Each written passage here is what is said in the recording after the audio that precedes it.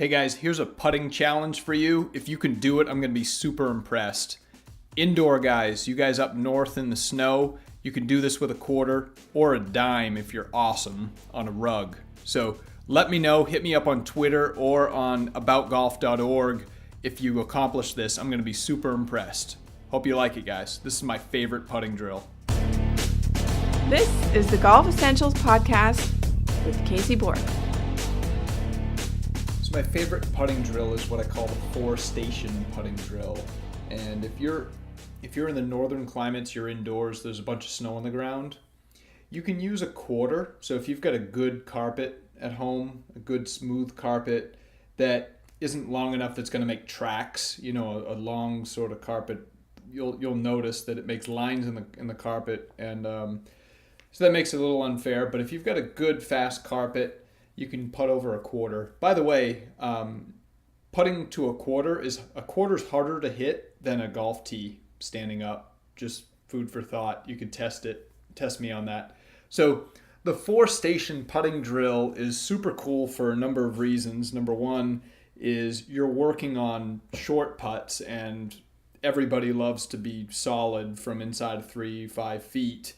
And this is a killer drill to do this. I learned this drill from Lee Janzen when I was in college. Lee came back and practiced with our team. He went to Florida Southern College, and he came back with his U.S. Open trophy and practiced with the team for a few days.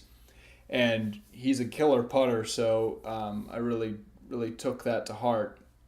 So the 4-station drill, you have a hole. Pick out a hole that I was getting into the reasons why I like the drill. The 4-station drill is good for short putts.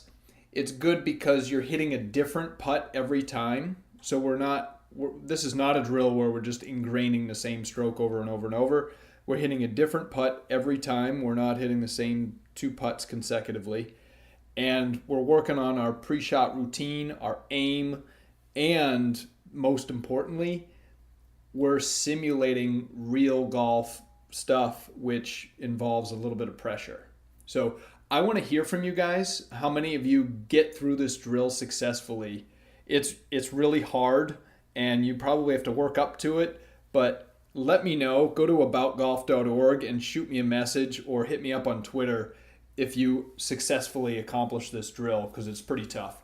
So you've got the hole. Pick out a hole that's not totally flat, but not super slopey, but it's got a little bit of slope, and measure what would be a 3-foot putt. So take your putter, stick it in the hole, and your putter is probably about 3 feet long, usually 35 inches is a standard men's length putter, and put a tee in the ground. And put a tee in the ground at 12 o'clock, 3 o'clock, 6 o'clock, and 9 o'clock. So you got 4 tees in the ground. And grab yourself 3 balls. And so each tee represents a station. And you start at any one of the stations. And you put a ball next to the tee, which would represent a 3-foot putt. A ball behind that, about 1 foot behind it, would be your 4-foot putt on the same line. And then 1 foot behind that would be your 5-foot putt. So you've got a 3-footer, 4-footer, and a 5-footer. And you hit all 3 of those consecutively from that station. So go through your routine, make sure you aim precisely, and you're going to make all 3 of those putts from that station. And then you move on to the next station, whichever direction you want. Make 3 more there, 3 more at the 3rd station, 3 more at the 4th station. So you've made 4 3-footers, 4 4-footers, and 4 5-footers. All of those, if you miss any single putt in this drill, you have to start over.